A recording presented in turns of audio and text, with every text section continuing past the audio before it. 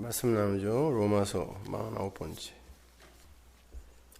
로마서 5장 5절에서 11절까지 말씀 함께 봉독합니다. 소망이 부끄럽게 아니함은 우리에게 주신 성령으로 말미암아 하나님의 사랑이 우리 마음에 부은 바 됨이니 우리가 아직 연약할 때 기약대로 그리스도께서 경건치 않은 자를 위하여 죽으셨도다. 의인을 위하여 죽는 자가 쉽지 않고 선인을 위하여 용감히 죽는 자가 혹 있거니와 우리가 아직 죄인 되었을 때에 그리스도께서 우리를 위하여 죽으심으로 하나님께서 우리에게 대한 자기의 사랑을 확증하셨느니라.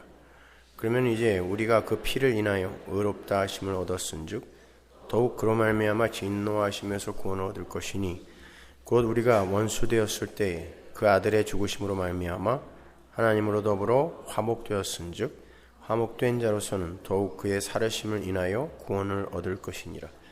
이뿐 아니라 이제 우리로 화목을 얻게 하신 우리 주 예수 그리스도로 말미암아 하나님 안에서 또한 즐거워하느니라. 아멘. 19세기 말에 프랑스에서 보들레르나 베를렌, 말라르메, 랭보 등의 악마주의와 상징주의의 영향을 받은 블레시나 로당바크 같은 사람, 라포르그 등의 그런 일군의 상징파 시인들이 스스로를 데카당이라고 불렀죠. 프랑스 말입니다.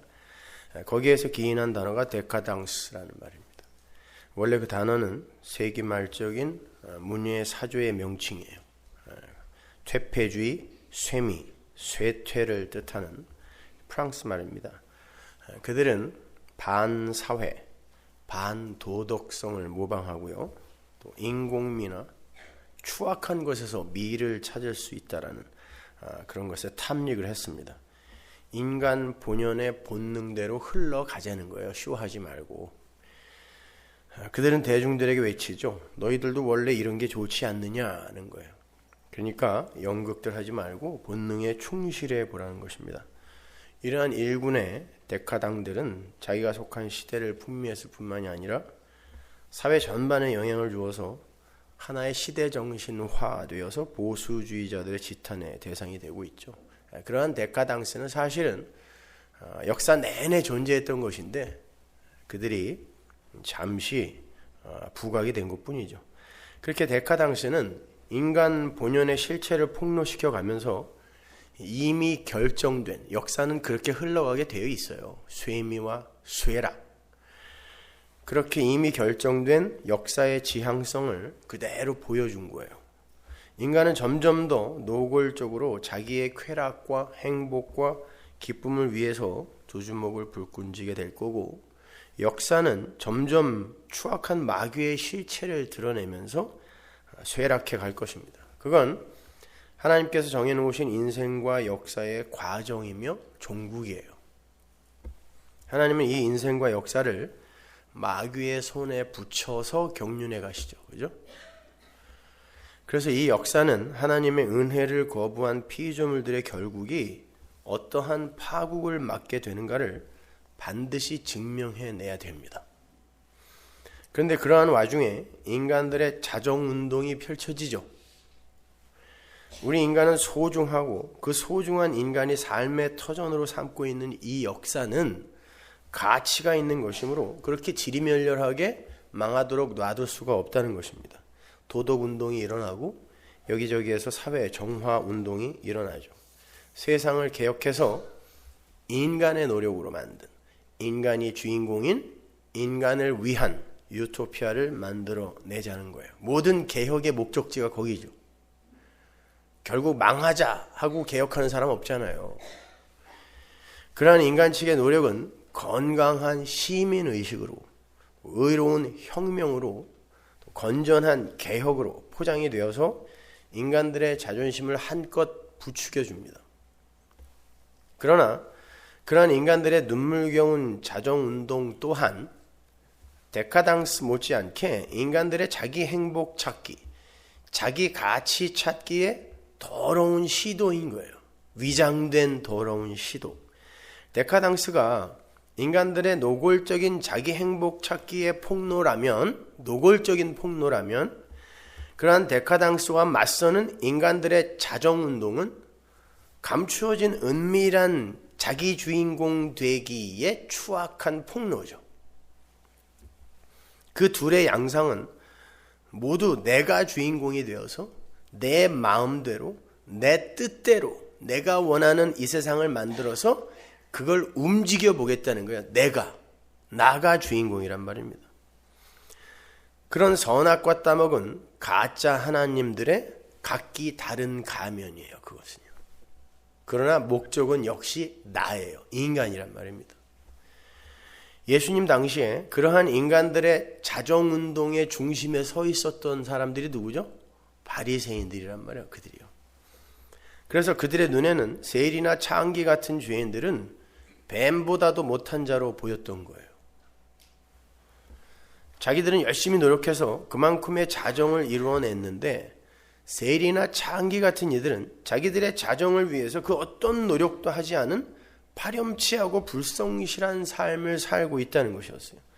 그들은 세리나 창기들이 인간들의 그 보편적 가치와 보편적 자존심의 그 평균 점수를 깎아먹고 있는 그런 나쁜 자들이라고 생각을 했어요. 그래서 더 미웠던 거예요. 그들 때문에 인간 보편의 가치와 자존심이 깎인다고 생각했기 때문에. 왜 저런 인간들 때문에 자기가 살고 있는 세상이 이렇게 더럽게 오염이 되어야 하느냐고 분개를 했던 거죠. 근데 예수님께서 그 세리와 창기의 손을 들어줘 버렸어요. 창녀 노릇하고 세리 노릇하는 게 잘하는 일이어서가 아니라 그들만이 예수님의 도움을 구할 수 있었기 때문이에요. 그러니까 예수님은 그냥 같은 부류로 취급해 버린 거예요.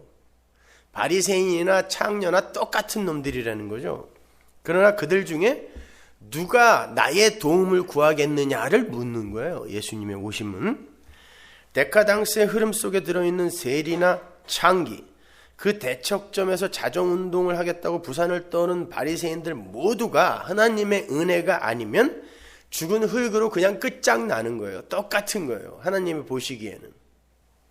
그 중에서 누가 예수님의 도움을 구하게 되느냐가 관건인 거죠. 그래서 전도서 기자가 인생의 목적과 내용을 이렇게 묘사를 하는 것입니다. 전도서 3장 18절 보세요. 내가 심중에 이르기를 인생의 일에 대하여 하나님이 저희를 시험하시리니 저희로 자기가 짐승보다 다름이 없는 줄을 깨닫게 하려 하심이라 하였노라. 인생에게 임하는 일이 짐승에게도 임하나니 이 둘에게 임하는 일이 일반이라. 다 동일한 호흡이 있어서 이에 죽음같이 저도 죽으니 사람이 짐승보다 뛰어남이 없으면 모든 것이 헛됨이로다. 다 흙으로 말미암았으므로 다 흙으로 돌아가느니 다 한 곳으로 가거니와. 이 인생과 역사는 하나님의 시험장이라는 거예요. 그런데 그 시험이 무엇을 증명하는 시험이에요? 인생이 짐승보다 나은 게 전혀 없으며 결국에는 짐승과 똑같이 흙으로 돌아가는 헛된 것임을 경험하고 교훈하는 그런 시험이라는 거예요. 그러니까 모든 인생은 역사라는 그들의 건축물을 세워가면서 결국에는 그 모든 게 헛된 것이며 언젠가는 한 번에 사라질 짐승들의 그 우리 건설, 짐승들이 사는 우리 있죠. 그 우리 건설에 불과한 것이었음을 증명하는 데에 사용되고 있는 것일 뿐이에요.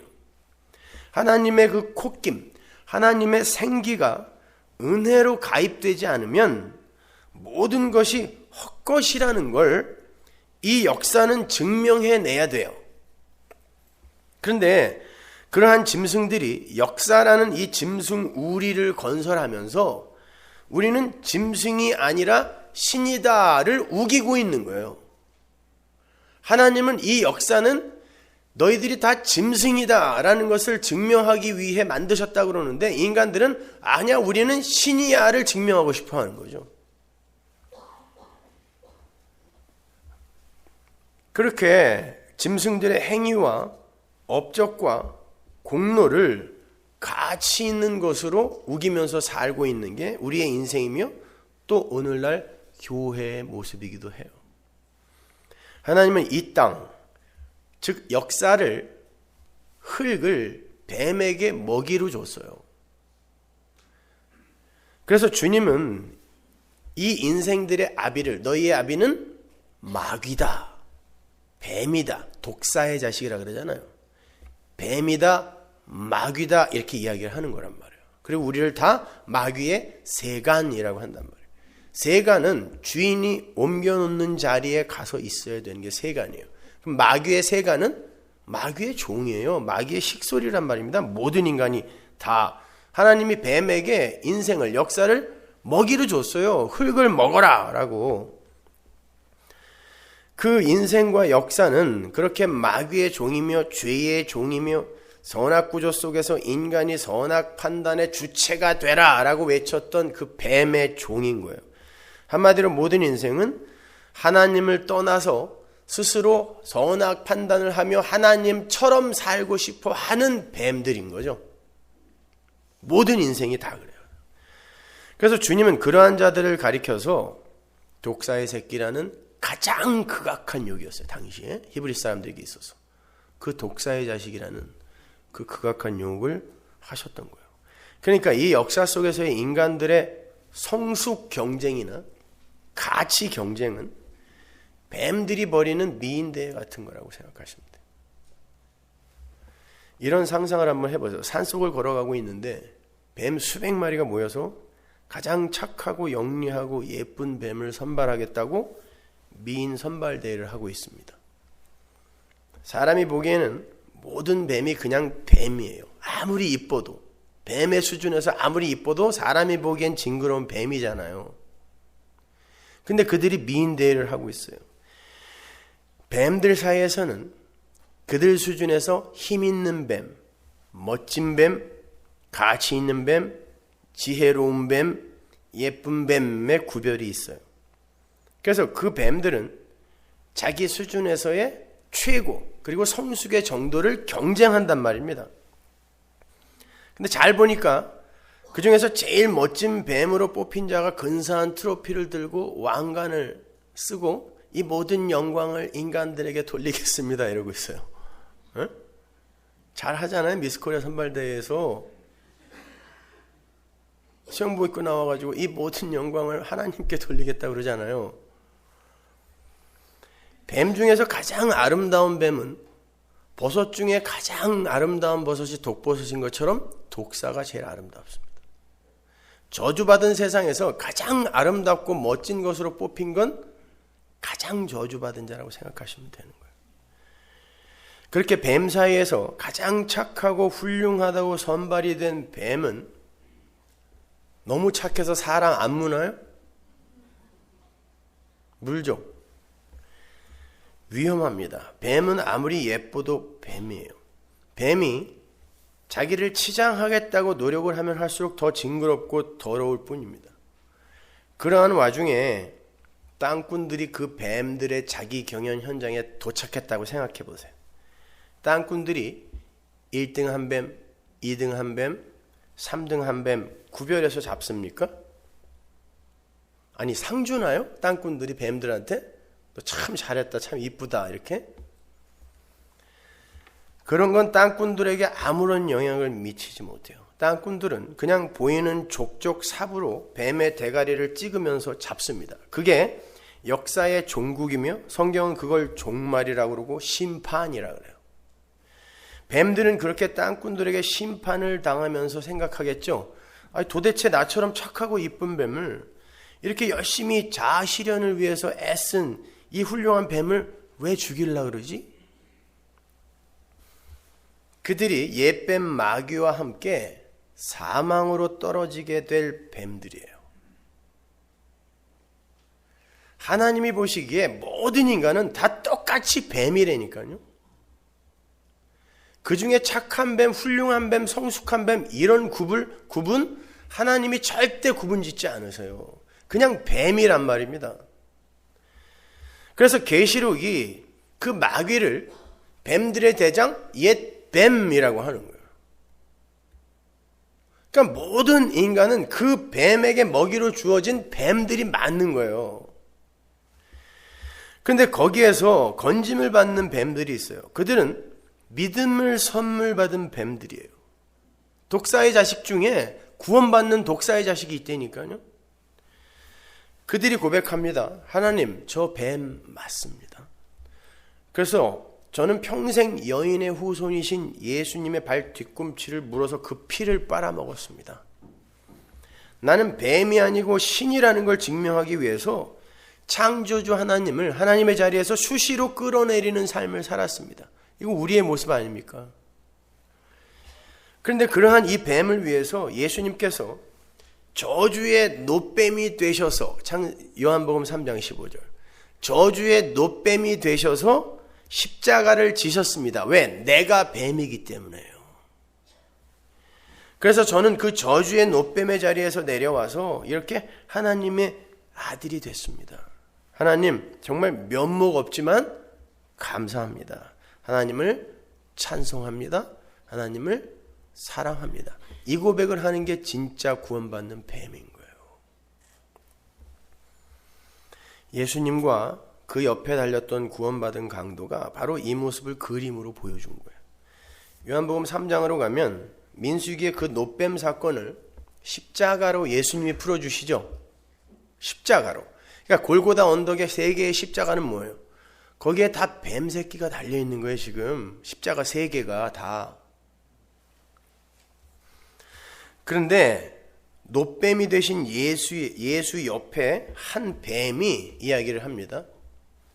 내가 바로 저렇게 죽어야 할 뱀이었는데 나 대신에 저분이 나를 대신해서 뱀이 되어 죽는구나 라고 고백을 해요. 믿음이죠. 그런데 다른 편 뱀은 내가 왜 뱀이냐? 나를 여기서 내려달라고 소리쳤어요. 난 뱀 아니라는 거죠. 그리고는 뱀이 되셔서 죽으시는 예수님을 향해서 지몸 하나도 구원하지 못하는 더러운 뱀이라고 조롱을 했어요. 오히려. 이게 다른 거예요. 성도는 반드시 자신의 실체를 직시하고 인정하게 돼요. 그런데 그러한 자기를 위해서 예수님께서 뱀이 되셔서 죽으셨다는 걸 믿음으로 깨닫는 거예요. 그래서 그 놋뱀을, 장대에 달린 놋뱀을 보면 구원받는 거예요. 보면 구원받는 거예요. 거기에서 하나님의 사랑이 확증되는 거예요. 이게 오늘 본문의 개괄적 내용입니다. 그래서 제가 그런 공식을 적어 놓은 거예요. 우리가 아직 죄인 플러스 그리스도께서 우리를 위하여 죽으심 이퀄 하나님 사랑의 확증. 이게 역사를 설명해낼 수 있는 유일한 공식이에요.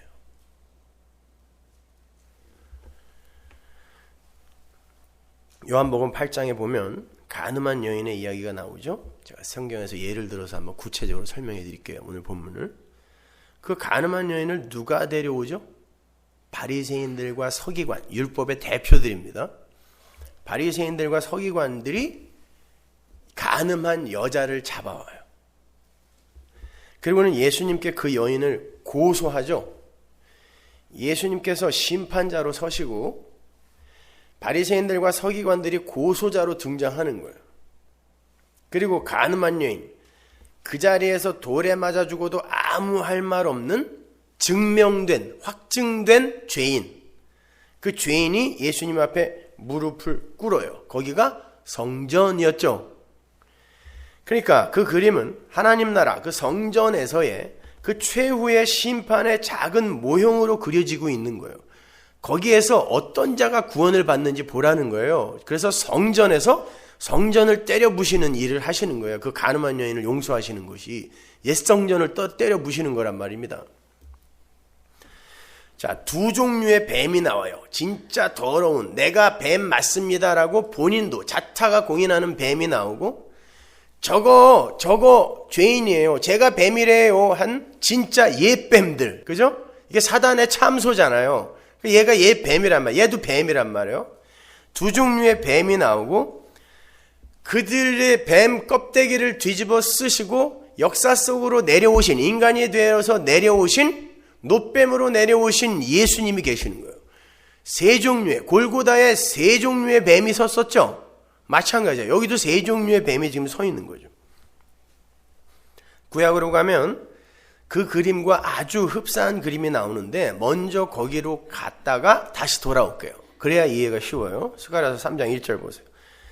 대제사장 여호수아는 여호와의 사자 앞에 섰고 사단은 그의 우편에 서서 그를 대적하는 것을 여호와께서 내게 보이시니라. 여호와께서 사단에게 이르시되 사단아 여호와가 너를 책망하노라. 예루살렘을 택한 여호와가 너를 책망하노라. 이는 불에서 꺼낸 그 실린 나무가 아니냐 하실 때에 여호수아가 더러운 옷을 입고 천사 앞에 섰는지라.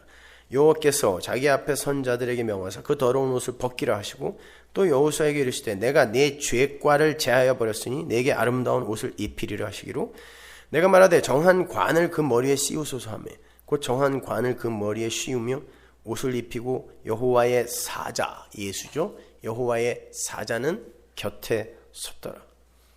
심판자이신 하나님 앞에 더러운 죄인의 모습으로 대제사장 여호수아가 서 있어요. 그리고 더러운 죄인인 여호수아를 참소하는 사단이 그를 대적하면서 여호수아 반대편에 서 있습니다. 사단이 더러운 옷을 입고 있는 여호수아를 참소하고 있었어요. 그랬다는 건 적어도 여호수아에 비해서 사단의 옷이 훨씬 깨끗했다는 말이 되는 거죠. 그러니까 그 더러운 옷을 참소하고 있을 수 있었던 거 아닙니까? 그런데 하나님께서 사단을 야단치세요. 뭐라 그러죠? 사단아, 이 사람은 내가 방금 불에서 꺼낸 사람 아니냐? 불에서 꺼냈으니까 그을름이 있는 건 당연하다라는 뜻이에요.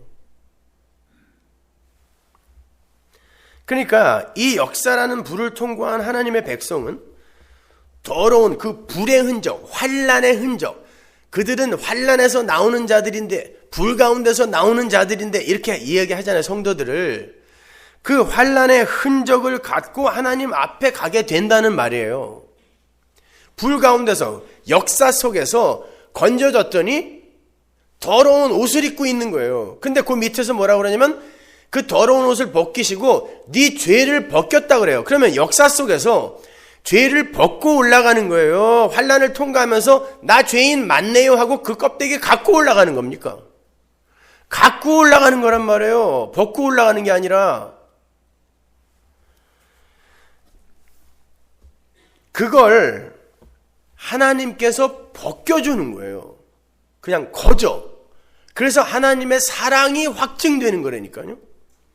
인간이 하나님을 사랑한 게 확증되는 게 역사가 아니라 하나님이 그러한 더러운 뱀을 사랑했다라는 하나님의 사랑이 확증되는 게 역사란 말입니다. 하나님이 준비하신 예복으로 갈아입혀 주죠. 이게 왕의 아들의 혼인잔치 비유에 나오는 그 예복인 거예요. 하나님이 입혀주시는 예복이에요.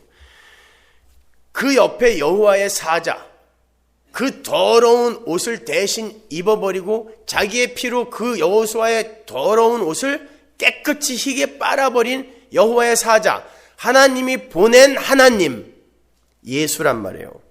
이게 바로 구원이라고 그런단 말입니다.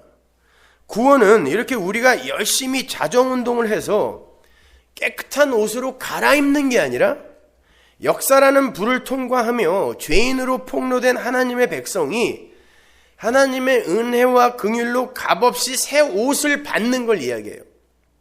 그리스도로 옷 입었느니라 그러잖아요. 그리스도라는 그 새 옷을 그냥 받는 거란 말이에요, 우리가요. 이 모습이 정확하게 요한계시록에도 그려져 있어요. 계시록 7장 13절 보세요. 장로 중에 하나가 응답하여 내게 이르되 이 흰옷 입은 자들이 누구며 또 어디서 왔느뇨? 내가 가로되 내 주여 당신이 알리이다 하니 그가 나더러 이르되 이는 큰 환난에서 나오는 자들인데 어린 양의 피에 그 옷을 씻어 희게 하였느니라. 스가랴서에 둘 다 묵시서예요. 계시록이란 말이에요. 둘 다 묵시서인데 거기에서 똑같은 이야기가 지금 나오고 있는 거예요. 스가랴서에서는 더러운 옷에 초점이 있고 여기서는 흰 옷에 초점이 있는 거죠. 그러나 그 가운데 예수가 들어가 있는 거란 말이에요. 19장 7절 보세요. 우리가 즐거워하고 크게 기뻐하여 그에게 영광을 돌리세. 어린 양의 혼인 기약이 이르렀고 그 아내가 예비하였으니 혼인 이야기가 나와요. 그에게 허락하사 빛나고 깨끗한 세마포를 입게 하셨은즉 예수님께서 더러운 옷을 벗기고 새 옷을 입히는 게 혼인이란 말이에요. 어린 양의 혼인잔치. 이 세마포는 성도들의 옳은 행실이로다. 보세요. 그 세마포를 누가 입혔다 그래요? 하나님이 허락하시고 입혔다 그런다고요. 그리고 그걸 성도의 옳은 행실이라고 그래요. 그러니까 옳은 행실은 하나님이 입히는 거지 성도가 입는 게 아니란 말이에요. 자, 그들이 잘 보시면 흰옷 입은 성도들이 하나님 보좌 앞에서 찬송을 하고 있어요. 근데 그들이 환란에서 나온다 그래요. 불을 통과하고 나왔는데 사단도 손가락질할 만큼 더러운 옷을 입고 있었다라고 스가랴서가 이야기한단 말입니다. 그러니까 환란은 죄를 안 짓도록 만들어주는 용도로 우리에게 주어지는 게 아니라 우리는 죄인이 확실하다는 걸 폭로하고 인정하게 만드는 용도로 주어지는 게 환란이에요. 자기 부인의 용도로 주어지는 게 환란이란 말이에요. 자기를 더 확장하고 자아 실현을 하는데 필요한 게 환란 아니라고요. 진짜도 두들겨 패면 버릇이 고쳐져요? 여러분, 하나님께 그렇게 맞았더니 여러분이 변화됩니까? 다음엔 어떻게 안 들키지 이걸 걱정한다니까요. 중요한 건 그 더러운 옷을 입고 있던 여호수아 옆에 여호와의 사자이신 예수가 서 계셨다라는 게 중요한 거예요. 이게 키포인트란 말입니다. 그 예수 그리스도의 피가 그 더러운 옷을 입고 있던 자들의 옷을 일순간에 희게 빨아버리는 거예요. 그래서 묵시문학을 세대주의적 디스펜세이셔널리즘의 관점으로 읽게 되면은 다 엉터리로 읽게 되는 거예요. 복음으로 풀려야지 여기에 역사와 인간들을 대입하다 보면은 완전히 찌개가 되는 거예요. 잡탕찌개. 자기들도 나중에는 헷갈려서 자기들이 무슨 얘기를 했는지도 몰라요. 자, 그러니까 하나님이 인정하시는 성도들의 옳은 행실, 깨끗한 옷은 하나님이 덧 입혀주는 거지 성도가 만들어내는 게 아니에요. 그래서 예수님께서도 우리가 어떻게 하여야 옳은 행실을 하나님의 일을 하오리까 그랬을 때 하나님이 보내신 자를 믿는 게 하나님의 일이다, 옳은 행실이다 그런 거예요. 예수를 믿는 게 옳은 행실이란 말이에요.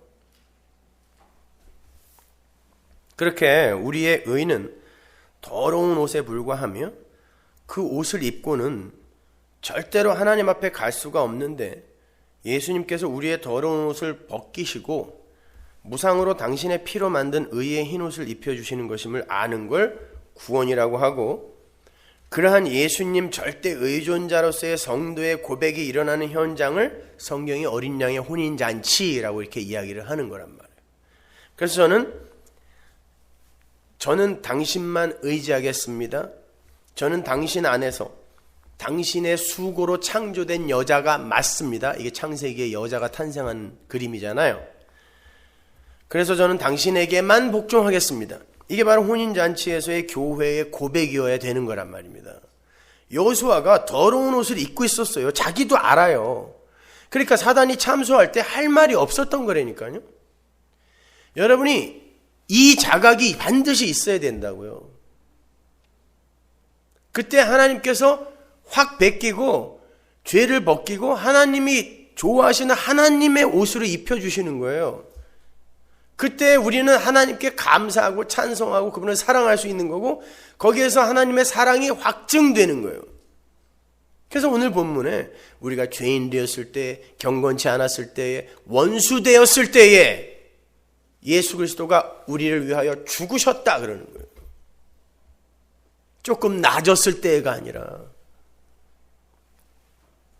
그렇다면 요한복음 8장의 그 간음한 여인의 이야기는 지금 우리가 계시록과 스가랴에서 본 것처럼 무슨 이야기겠어요? 그게 예수님과 교회의 혼인의 이야기란 말이에요. 그게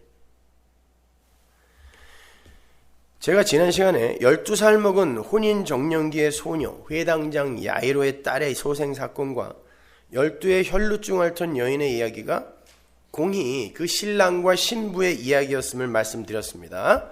금식이라는 그 율법으로 예수님과 제자들을 공격하던 바리새인들에게 내가 신랑이다 라고 말씀을 하신 후에 그 두 여인의 이야기가 이어지고 있잖아요.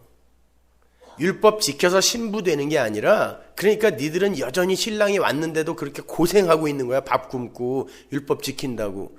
신랑이 왔으면 도대체 신랑이 신부를 어떻게 찾는지 좀 알아먹어라. 어떻게? 믿음으로.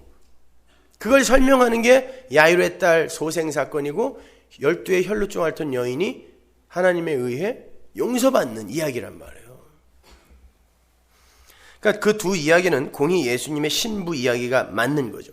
예수님의 신부는 율법을 잘 지켜서 스스로 신부의 옷을 챙겨 입어야 하는 자들이 아니라 이 역사의 땅에 12해 동안 죄만 쏟아내는 뱀, 그런 죽은 자의 삶을 살다가 예수님의 긍휼을 입어서 그 손을 잡고 살아 일어나는 신부가 되는, 둘 다 남자를 12년 만에 처음으로 만났는데 그게 예수였단 말이에요.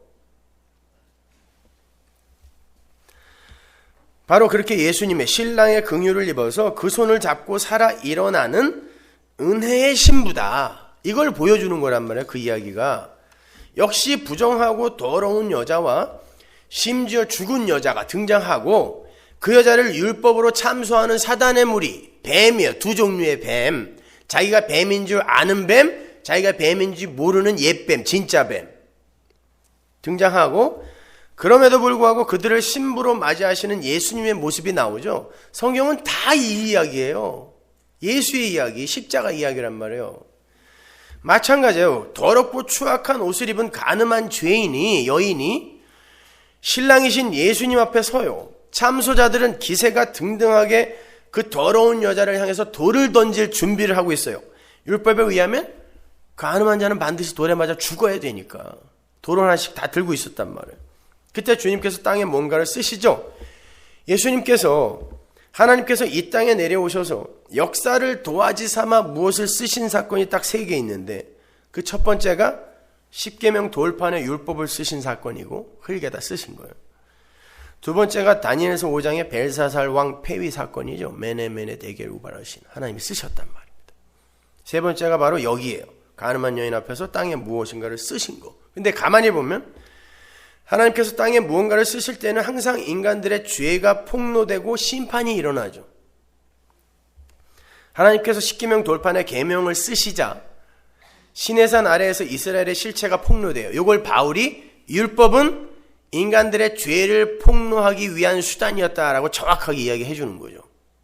하나님이 돌에다가 흙에다가 역사에다 뭘 쓰시자 역사가 그 실체를 확 드러내는 거예요. 어떻게? 우리를 위하여, 자기만을 위하여 하나님까지도 이용해 먹는 우상 섬기는 자들이라고, 뱀이에요. 그게 확 폭로해내잖아요. 시내산 아래에서 이스라엘의 실체가 그렇게 폭로돼요. 하나님의 이름을 부르는 자들에게 너희들이 섬긴다고 하는 하나님을 한번 직접 만들어봐, 눈에 보이게 만들어봐 그랬더니 금송아지, 풍요의 신이죠. 애굽에서 섬기던 풍요의 신, 가나안의 풍요의 신이란 말이에요. 결국 자기를 위하여죠. 그죠? 그래서 그 금송아지를 만들 때 제일 많이 나오는 단어가 우리를 위하여, 우리를 위하여, 우리를 위하여죠. 그게 다 우상이에요. 이게 뱀이란 말이에요. 이게 마귀란 말입니다. 그러니까 여러분이 예수를 믿으면서 내 구원, 내 천국, 내 하나님, 내 기쁨, 내 상, 이건 마귀 새끼들이 하는 짓이에요. 이게요. 아니 그것 때문에 예수 믿는 거 아닙니까? 여러분 아직 복음을 모르는 거예요. 그게 진짜 무서운 기복 사상이라는 거예요.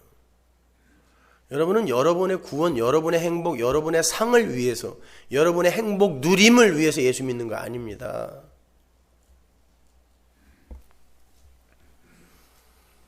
하나님께서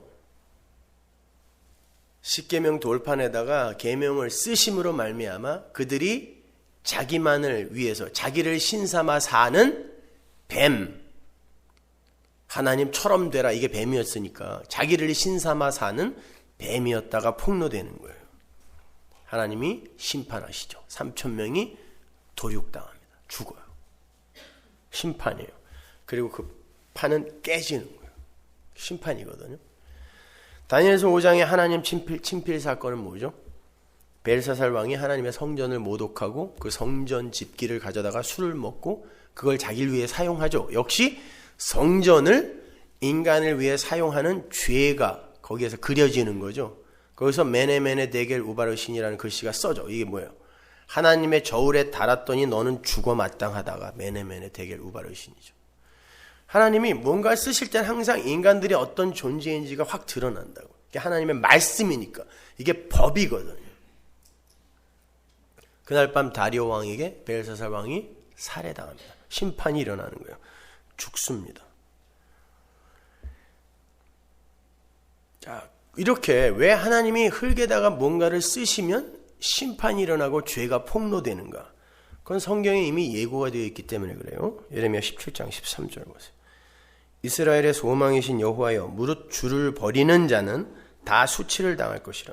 무릇 여호와를 떠나는 자는 흙에 기록이 되리니 이는 생수의 근원이신 여호와를 버림이니이다. 생수의 근원이신 여호와를 버리고 떠나는 자, 전적으로 의뢰하지 않는 자들은 흙에 기록이 된다. 흙에 기록이 된다는 건 바람 불면 금방 훅 지워진다는 뜻이에요. 신기루라는 거죠. 흙에 기록된 것. 다른 말로 이 역사에 기록된 것은 하나님이 이 역사를 흙이라 그러잖아요. 흙에 기록된 거는, 그리고 흙에 쌓아진 건 영원한 것이 못 된다는 거예요. 이게 흙에 기록된다. 그건 너무 쉽게 사라진다는 거죠. 다른 말로 생수의 근원이신 여호와를 버린 자들은 그들의 이름을 흙에 기록하려고 애를 쓰는 삶을 살게 될 거고, 그들은 바로 뱀이다를 보여주는 거예요. 그들이 죄인이다를 보여주는 거예요. 그래서 하나님께서 흙에 무언가를 기록하면 죄인들이 툭툭 튀어나오는 거예요. 인간들이 아무리 열심히 노력해서 이 역사에 자기들의 이름을 구축하려고 해도 그건 일순간에 무너질 허망한 것이며, 하나님을 의지하지 않고 그렇게 역사를 구축하려는 그 역사의 건축자들이 바로 죄인이라는 걸 똑바로 알려는 거예요. 가늠한 여인의 사건에서도 예수님께서 흙에 뭔가를 쓰시자 그들이 전부 다 죄인으로 폭로가 되죠. 죄 없는 자 돌로 쳐라 그랬더니 단 한 사람도 나요 하고 손 못 들었다니까요. 하나님이 뭔가를 쓰시자 다 죄인으로 폭로가 되어버려요. 여러분, 이 이야기 바로 앞에 요한복음 7장에 무슨 이야기가 기록되어 있어요? 초막절 사건. 예수님이 초막절에는 어떤 율례를 행하죠? 율법. 성전에다 초를 크게 켜놓고 물을 갖다가 계속 붓죠. 그때 예수님이 뭐라 그래요? 내가 생수다 그래요. 목마른 자는 내게 오라 그러잖아요. 근데 아무도 안 온단 말이에요. 율법에 물을 갖다가 부으면서 이게 우리를 해갈해 주겠지는 하는데 진짜 생수이신 예수께 안 오더라 다음에 요 얘기가 붙어 있는 거예요.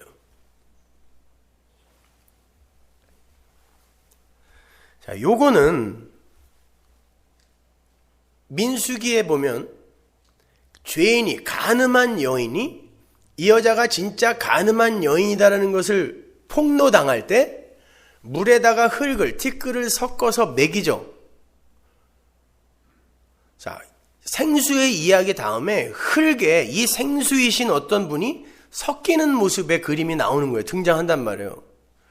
그런데 인간들이 이 생수에게 나오지 않았을 때 그들은 죄인으로 폭로되는 거예요. 가늠한 여자가 되는 거예요, 다.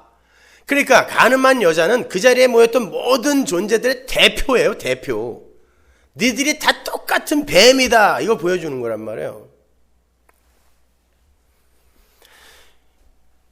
자, 그 민수기에 보면 가늠한 여자를, 이 여자가 진짜 가늠한 여자인가를 폭로할 때 물에다가 흙을 섞는데 거기에 두루마리에 쓰인 말씀을 같이 빨아버려요. 그러니까 말씀이신, 생수이신 예수가 흙과 함께 이겨져서 여자의 죄를 폭로시켜내는 거예요. 그런데 이게 신약으로 넘어오면 이게 어떤 이야기가 되냐면 그렇게 폭로만 해낼 뿐만 아니라 생수가 흙에게, 이거는 이제 마른 흙은 죽는 거예요. 이거는요. 흙에게 물을 주어 해갈을 시키고 이분이 저주의 흙이 되시는 거예요. 이게 눈먼 소경의 눈을 열 때도 예수님의 침이 흙과 이겨져서 환부에 발려지고 눈이 뜨여지는 그 이야기란 말이에요. 그 민수기의 이야기를 그렇게 그림으로 형상화시켜서 설명을 해주는 거란 말입니다. 그러니까 반드시 그 자리에서는 죄가 폭로돼야 돼요. 다시 요한복음으로 돌아오면은 재미있는 장면이 나오는데 바리새인들과 서기관들은 양심의 가책을 받고 도망갔다 그래요. 양심의 가책을 받고 양심의 가책 받는 거 좋은 거 아니에요? 근데 양심의 가책을 받고 뒤진 놈 하나 있죠.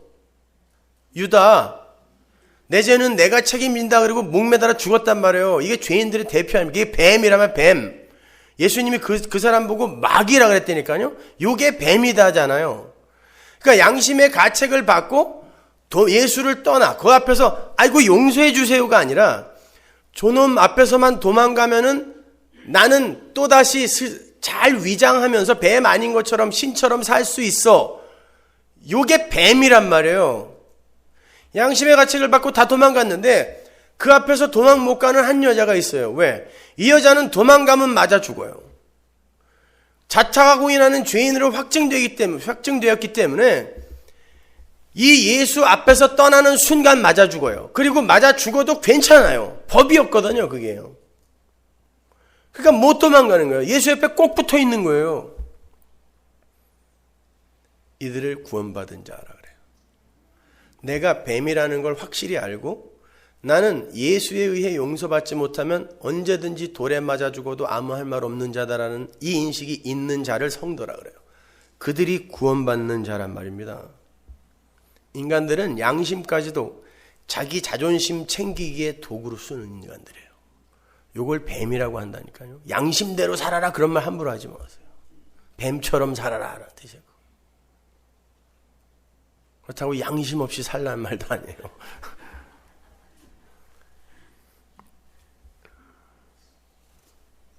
예수님께서 그렇게 모든 인간들이 죄로 폭로되자 다시 땅에다 뭔가를 쓰시죠. 요한복음 8장 8절 보세요. 다시 몸을 굽히사 손가락으로 땅에 쓰시니 저희가 이 말씀을 듣고 양심의 가책을 받아 어른으로 시작하여 젊은이까지 하나씩 다 나가고 오직 예수와 그 가운데 섰는 여자만 남았더라. 예수님께서 땅에 뭔가를 쓰시자 이제 진짜 구원받는 사람만 남아요. 싹 드러나는 거예요. 어떤 자만 구원받게 되는가.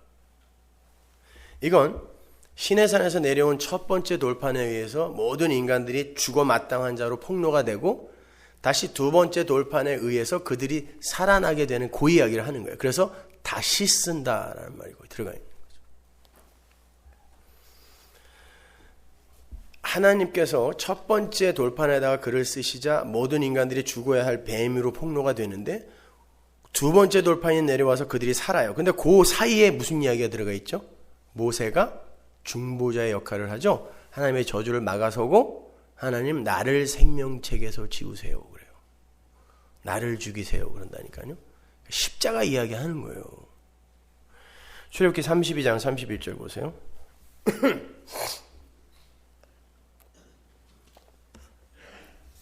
여호와께로 다시 나아가 여짜오되 슬프도소이다. 이 백성이 자기들을 위하여 금신을 만들어 싸우니 큰 죄를 범하였나이다.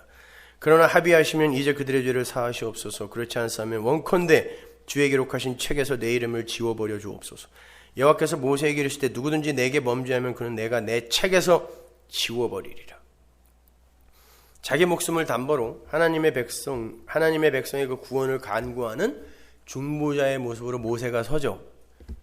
그러니까 모세는 예수의 모형입니다. 다음 주에는 제가 아브라함을 예수의 모형으로 삼아서 설명을 해드릴 텐데, 근데 눈여겨봐야 할 게 있어요.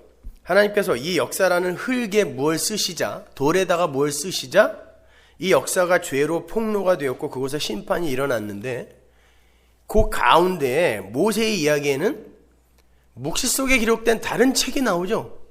생명책이에요. 그게. 그건 예수만 열 수 있어요. 봉함이 되어 있다고요. 인간들이 그 어떤 노력과 열심으로도 그 책을 열 수가 없어요. 그 책의 내용은 묵시 속에서 완료가 된 것이기 때문에 요한계시록에 나오고 다니엘서에 나오고 요 책 나오잖아요. 모세가 본 책이에요. 이게 이미 묵시 속에 완료되어 있는 그 책, 자기 이름은 거기 써 있다라는 걸 이 모세가 알고 있다니까요. 그러니까 지워달라 그러는 거 아니에요. 그러니까 역사 속에 쓰여지는 이름들, 그들은 저주받아 마땅한 이름들이라 그랬잖아요. 조금 아까 예레미야서에서.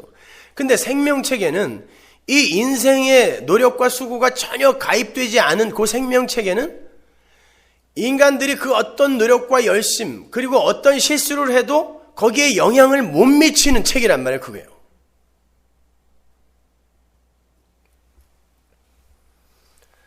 그리고는 두 번째 돌판이 내려오는 거예요.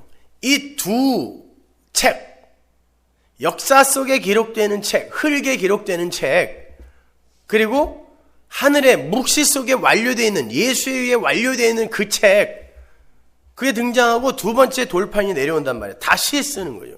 하나님께서 다시 흙에 기록하시는 거예요. 그런데 그 내용도 역시 율법이에요. 이거 안 지켜도 된다가 아니라니까요. 똑같은 율법이에요. 인간들의 능력과 가능성을 긍정하고 싶어하는 율법주의요 인본주의란 말이에요. 그렇게 땅에 기록된 율법을 바탕으로 인간들이 이 역사라는 땅에 자기들의 이름을 남기려고 하는 모든 시도는 전부 불살라지게 될 거란 말이죠. 그게 지금까지 우리가 살펴본 거란 말이에요. 근데 왜 또다시 흙에 기록을 하여 뭔가를 주냔 말이에요. 그걸 지켜라가 아니라 이미 시험해 봤잖아요.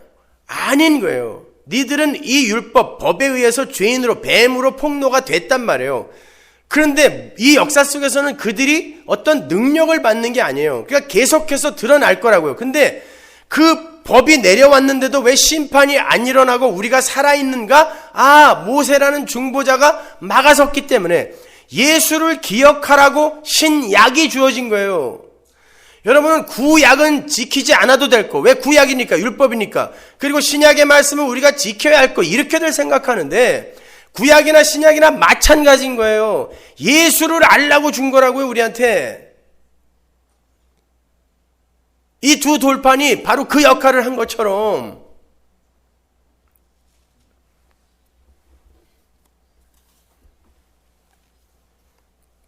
결국 모세는 이스라엘의 가나안 입성에 앞서서 광야에서 죽죠.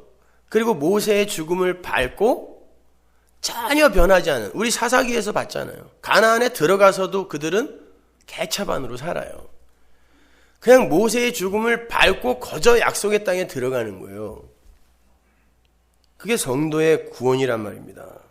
그러니까 이 역사는 하나님의 긍휼과 사랑을 증명하고 확증하는 거지, 인간들의 열심과 변화와 성숙을 증명하고 자랑하는 장이 아니란 말이에요. 근데 오늘날 기독교는 이 후자가 됐다니까요. 그것도 건강한 기독교가. 로마서 11장 32절 보세요. 하나님의 모든 사람을 순종치 아니하는데 가두어 두심은 모든 사람에게 긍휼을 베풀려 하심이로다. 하나님께서 이 역사 속에서 확증해내려 하는 건 하나님의 긍휼이잖아요. 인간들의 순종이 아니라니까요.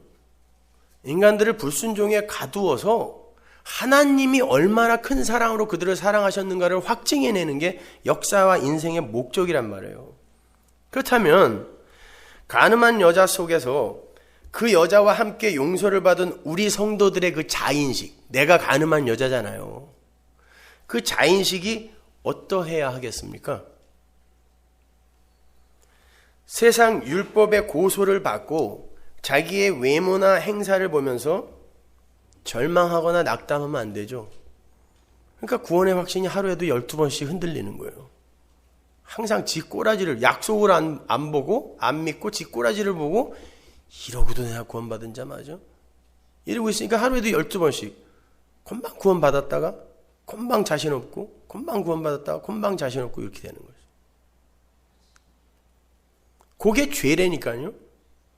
아버지가 내게 행하신 걸 신뢰하지 않는 게 죄란 말이에요.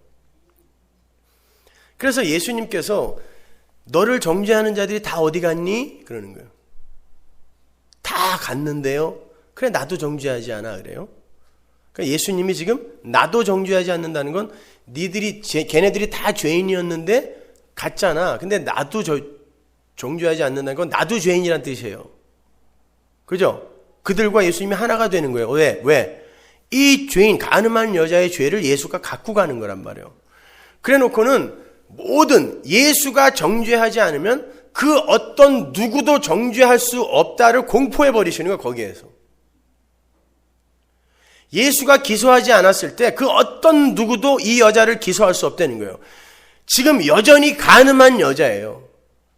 그럼에도 불구하고 예수가 기소하지 않고 용서를 했을 때 이 세상 그 어떤 자도 이 여자를 기소할 수 없다가 구원이라니까요. 그런데도 불구하고 아니에요, 나는 가늠한 여자이기 때문에 나가면 맞아 죽을 거예요. 이게 뭐예요? 이게 죄란 말이에요. 그래서 나가서 죄 짓지 말라라는 게, 사람들이 너 데리고 와서 네 꼴을, 네 외모를 가리키며 이게 더러운 옷 입은 여호수아잖아요, 얘 죽이세요라고 했을 때, 맞아요, 이게 죄니까 이제 내가 용서했으므로 나가서 자유하라. 이게 나가서 죄 짓지 말라란 말입니다. 근데 우리는 모든 걸 도덕과 윤리로 보다 보니까 그냥 용서해 줬으니까 나가서 죄 짓지 마라. 여러분 용서 받았죠? 받았는데 나가서 죄 안 짓습니까? 그럼 예수님이 다 알면서 괜히 흰소리 하신 거예요? 한번 해봐 그래도 이렇게?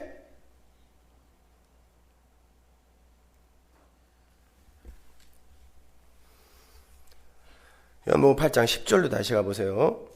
예수께서 일어나사 여자 외에 아무도 없는 것을 보시고 이르시되 여자여 너를 고소하던 그들이 어디 있느냐? 너를 정죄한 자가 없느냐? 대답하되 주여 없나이다. 예수께서 가라사대 나도 너를 정죄하지 아니하노니 가서 다시는 죄를 범치 말라 하시니라. 그래, 내가 용서하면 아무도 정죄할 수 없는 거야. 그러니까 죄 짓지 마. 무슨 말인지 아시겠죠? 그래서 초막절 사건 바로 뒤에 이 구원의 이야기가 나오는 거예요. 예수님이 어디에서 내가 너 구원해 줬으니까 이제 다신 죄 짓지 마, 그럼 취소할 거야, 이런 말을 어디서 하셨냐고요. 근데 우리는 모든 성경을 그렇게 본다니까요. 그 수준에서 표피적으로. 여러분 생각해 보세요. 신랑이 신부의 옷을 입혀주고 그 신랑은 자기가 입혀준 빙패물 그 옷만 봐요. 신부의 자격이나 내용은 안 본다니까요. 옷만 봐요. 이게 법궤가 담고 있는 그림이었잖아요. 그런데 신랑이 그렇게 입혀놓고 좋아서 내 신부하고 칭찬하고 있는데 얘가 이 옷만으로는 자격이 없어요. 내가 아직까지도 이 꼴인데 어떻게 이 옷만 갖고 내가 신부가 될 수 있어요. 이게 신랑을 모독하는 거란 말입니다.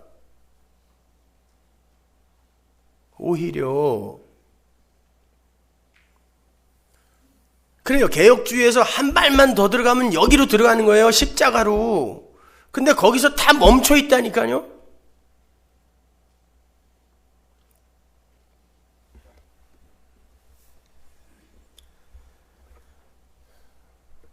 그거를 성령 회방죄라 그래요.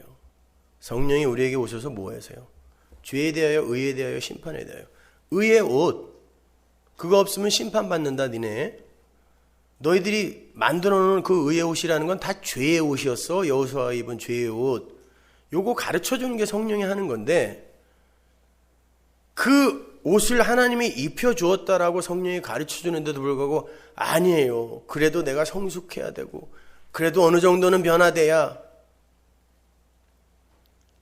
여러분 이게 기특한 게 아니라 이게 성령 회방죄란 말이에요. 극단적으로 이야기하면. 예수 안 믿는 거.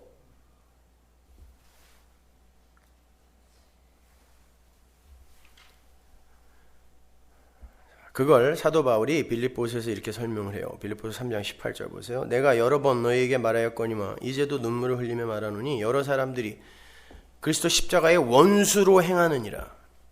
저희의 마침은 멸망이요 저희의 신은 배요 그 영광은 저희의 부끄러움에 있고 땅의 일을 생각하는 자라. 오직 우리의 힘있고는 하늘에 있는지라. 거기로서 구원하는 자 곧 주 예수 그리스도를 기다리노니 그가 만물을 자기에게 복종케 하실 수 있는 자의 역사로 우리의 낮은 몸을 자기 영광의 몸의 형체와 같이 변케 하시리라.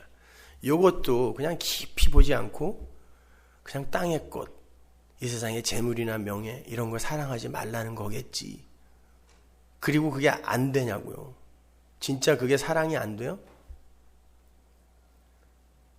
그만큼 능력이 없으니까 포기한 거지. 그걸 얻어낼 수 있는 능력도 있는데 포기가 되더냐고요. 땅의 것을 생각지 말라라는 건 인간들이 이 역사라는 흙 속에 인간들의 힘으로 세운 힘과 가치 이런 것들 바라보지 말라는 거예요. 그거 하나님이 하나님 나라에서 절대 가치로 상을 줄 수 있는 자격의 근거로 안 쓴다는 뜻이에요. 그래서 그 밑에 나오잖아요. 만물을 자기에게 복종케 하실 수 있는 자의 역사로 우리의 낮은 몸을 자기 영광의 몸의 형체와 같이 변케 하시리라. 하나님이 갈아입혀 주실 거야 라고 이야기하는 거예요. 이게 스가랴서 이야기라니까요. 근데 왜 너희들 더러운 옷 입고 있다고, 그거 하나님이 베끼고 새 옷 입혀줄 건데 왜 그걸로 자꾸 부끄러워하고 그것으로 예수님의 십자가를 모독해? 이게 십자가의 원수라는 거예요. 그러니까 여러분이 그 패러다임을 잠깐만 바꾸면 전부 예수와 십자가로 풀 수 있어요. 그러나 이 패러다임이 안 바뀌면 여러분은 전부 도덕과 윤리로 밖에 못 봐요, 성경을.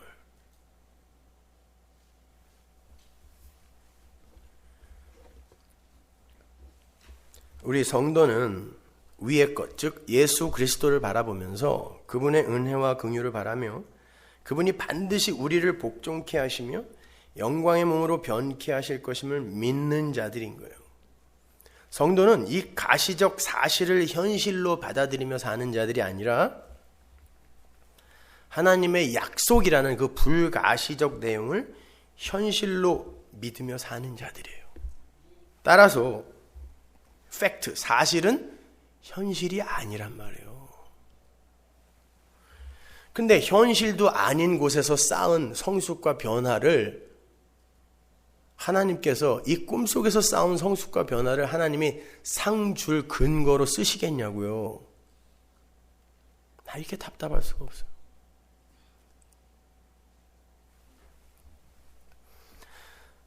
진짜 나가 있는 곳이 현실이잖아요.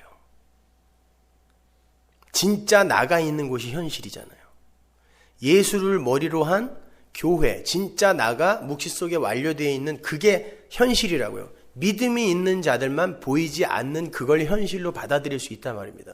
그게 현실이라니까요. 여러분의 현실, 이미 완료되어 있는 거예요. 그걸 역사 속에서 여러분이 이렇게 같이 가면서 꿈으로 꾸는 거라니까요, 이거를. 그러니까 이건 여러분의 현실이 아닌 거예요, 사실은 지금 이게.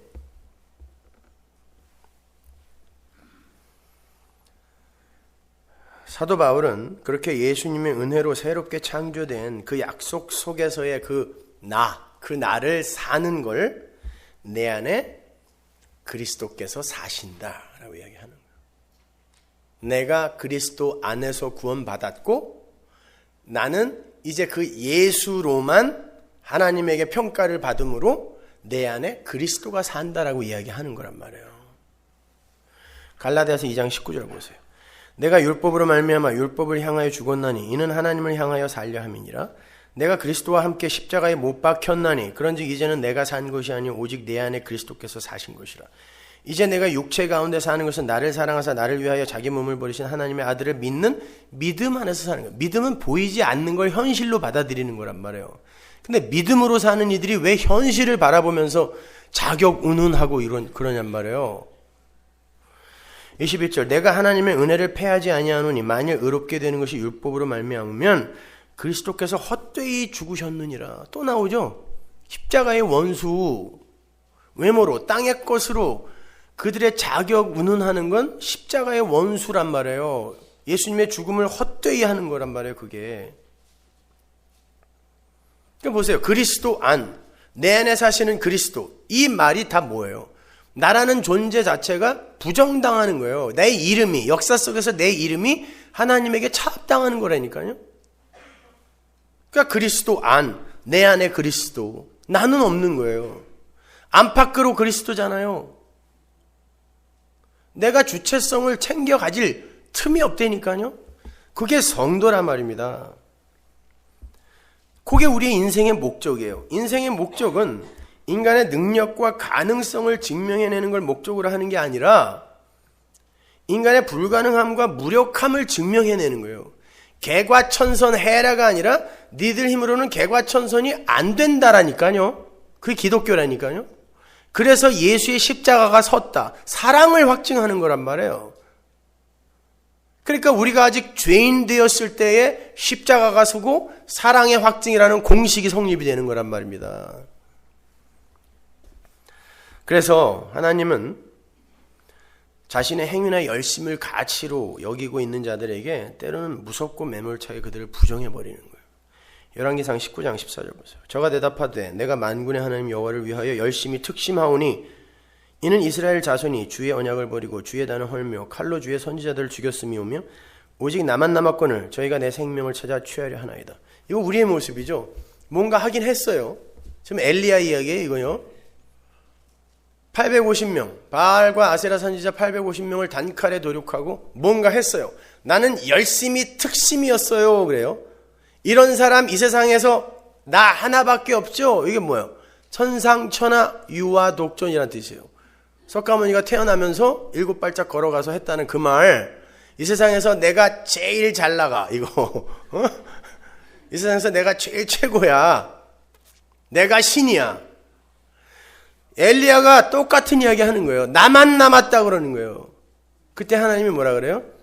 아니야, 7천이 있어. 이 말은 너 말고 6,999명 또 있다는 얘기가 아니라 7, 창조의 수잖아요. 완료, 묵시의 수라고요. 거기다가 계시록에 묵시서에 수없이 나오는 천년, 묵시 안에 완료되어 있는 교회가 있는 거야. 그들이 이 세상에서 내 뜻을 그려내는 거지, 네 열심과 특심이 그 일을 하게 한 거 아니야라고 묵사발 내는 거라고요. 이게요. 7,000명 또 있어, 가서 쉬어봐, 이게 아니라. 그랬더니 뭐라 그래요? 차라리 날 죽이세요 그런다니까요. 그럴 걸 왜 날 시켰어 그러잖아요. 차라리 날 죽이세요. 여러분, 이런 사람이 불말과 불병거 타고 하나님 나라로 그냥 죽지 않고 올라갔어요. 요게 우리의 모습이고, 바로 이러한 자들이 하나님 나라를 이 땅에서 사는 거예요.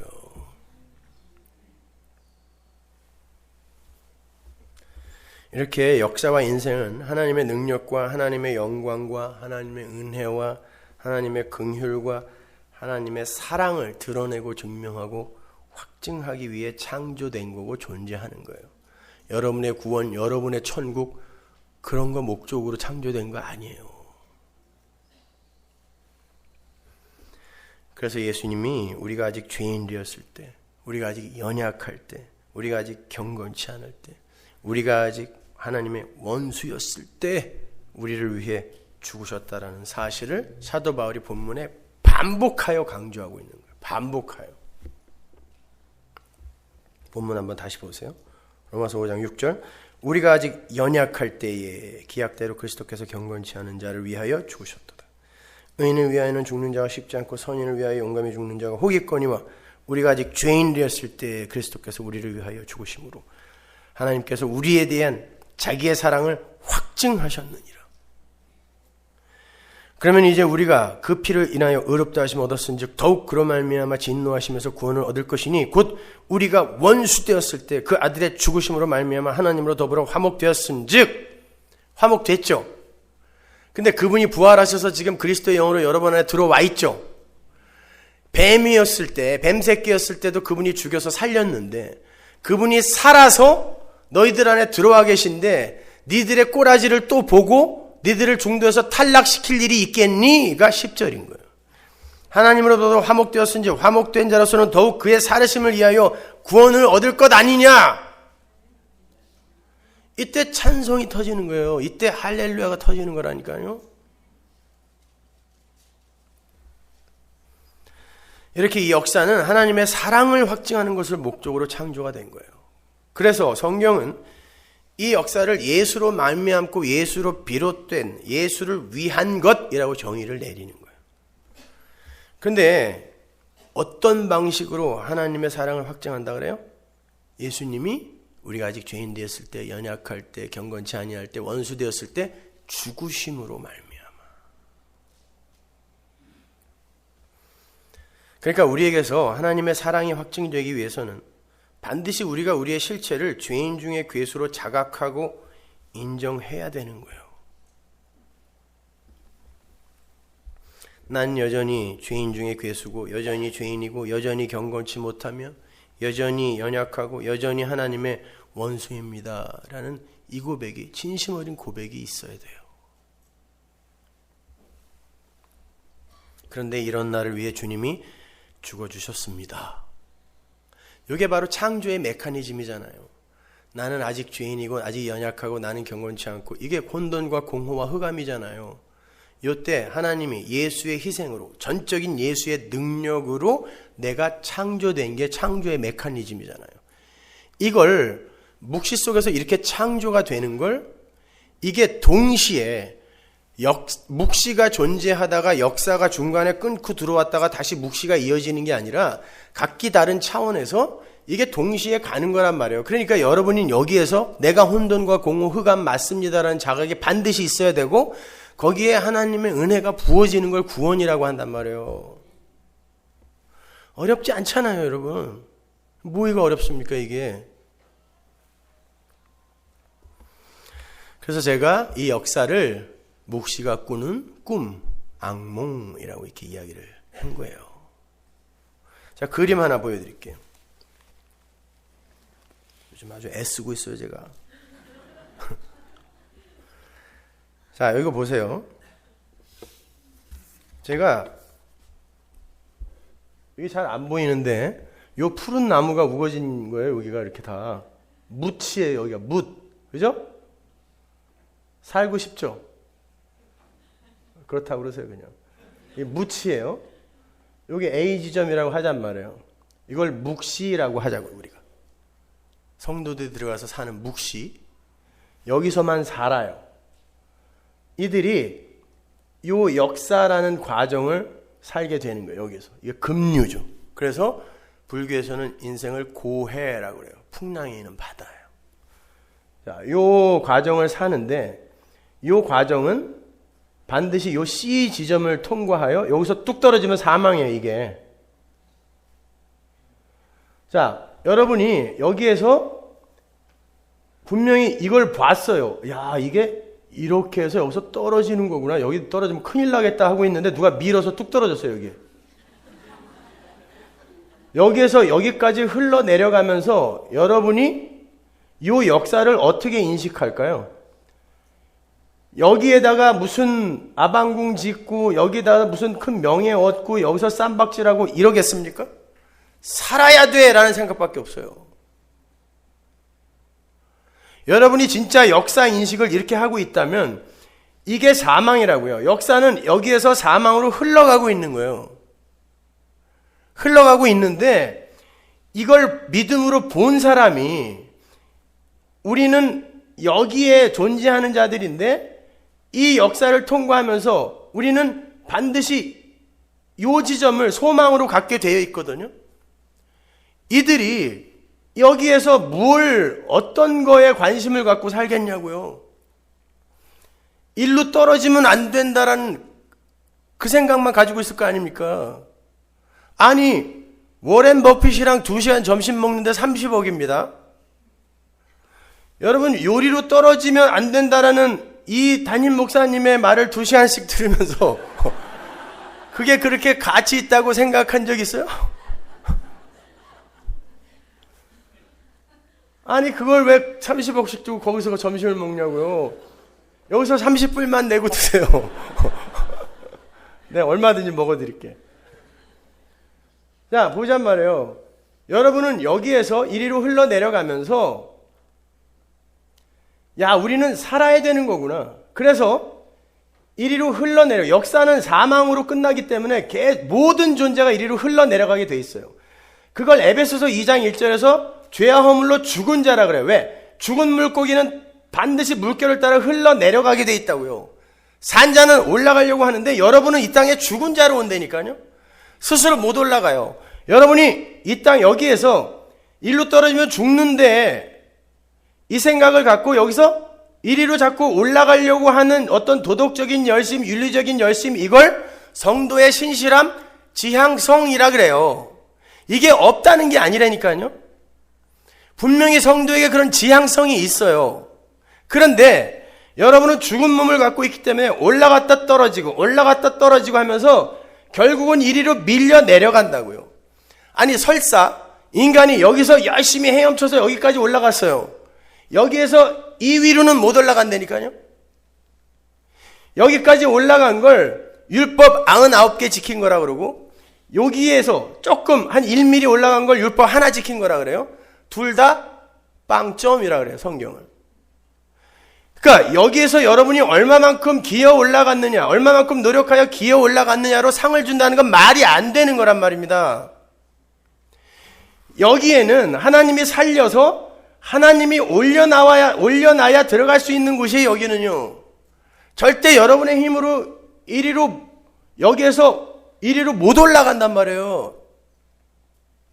근데 인생들이 이 결국을 모르고 그냥 1위로 그냥 흘러가는 걸 데카당스라 그러고, 야 그래도 인간 자존심이 있지 올라갈까 그러고 자기들이 올라간다고 생각하면서 결국 요 정도 지점에서 헤매면서 우리는 이만큼 올라갔다라고 착각하면서 사는 거, 이게 율법주의라고 하는 거예요. 그리고는 결국 1위로 다 밀려가는데 여기에서 성도는 아이고 아니네, 하나님 나 좀 살려주세요, 그냥 나 죽겠어요, 떨어져요. 이게 나는 죄인 중에 괴수, 성도의 마지막 고백. 율법주의자들은 야 이만큼 하면 되지 않았을까? 그리고는 뚝 떨어지는 거예요. 하나님의 도움을 못 구하면 여러분은 이 지점에서 절대 예수의 십자가를 못 붙들면 죽는다고요. 여러분 이게 역사예요. 그런데 도대체 오늘날 기독교가 어느 지점을 지향하고 있냐고요. 그냥 전부 여기에서 깔짝깔짝대면서 여기에서 열심히 해서 누가 더 많이 올라가나 시험해보자는 거 아니에요. 누가 더 인간답고 누가 더 성숙한 삶을 사는가. 그거 경쟁하는 게 기독교가 맞습니까, 여러분? 절대 아니에요. 우리는 하나님의 사랑을 확증해내고 하나님의 사랑을 증거하는 자로 사는 거예요. 여러분 그렇게 세상의 이치를 깨닫고 자제롭게 보고 세상의 소리를 잘 들어서 나도 훌륭한 성숙한 사람이 되고 깨달음 얻은 사람이 되고 신이 되고 그런 나로 하여금 중생까지도 다 유익을 보게 하는, 이게 오늘날 개혁주의죠. 그죠? 오늘날 건강한 기독교가 지향하는 거 아니야. 이것이 내가 훌륭한 사람이 되어서 세상에 기독교인다운 면모를 보이자, 그래서 세상도 유익하게 만들자. 요거를 한문으로 뭐라 그러는 줄 아세요? 관세음보살이라 그래요. 관세음보살이 정확히 그 말이에요. 그걸 관자재보살이라고도 하죠. 그 말이라니까요. 널리 자제롭게 세상을 잘 파악하고 분별하여 훌륭한 사람이 되고, 그게 보살이에요. 마하 반야 바라밀다. 마하 절대자가 되자, 반야 지혜를 얻어서, 바라밀다 극락으로 넘어가자. 관세음보살이나 마하반야 바라밀다랑 똑같은 말이란 말이에요. 그러면 여러분 지금 교회에서 십자가와 예수를 설교하지 않고 어플리케이션, 적용 따위를 결론으로 내는 모든 목사들의 설교가 뭐라 하는 게 결국은 관세음보살이에요. 여러분이 아무 의미도 생각하지 않고 사도신경이나 주기도문 외우는 거 똑같은 거예요. 관세음보살 그러는 거예요. 복음을 모르고 부르짖는 건 다 관세음보살이라니까요. 스님들이 불자들한테 뭐라고 인사를 해요? 이러면서 성불하십시오 그러죠.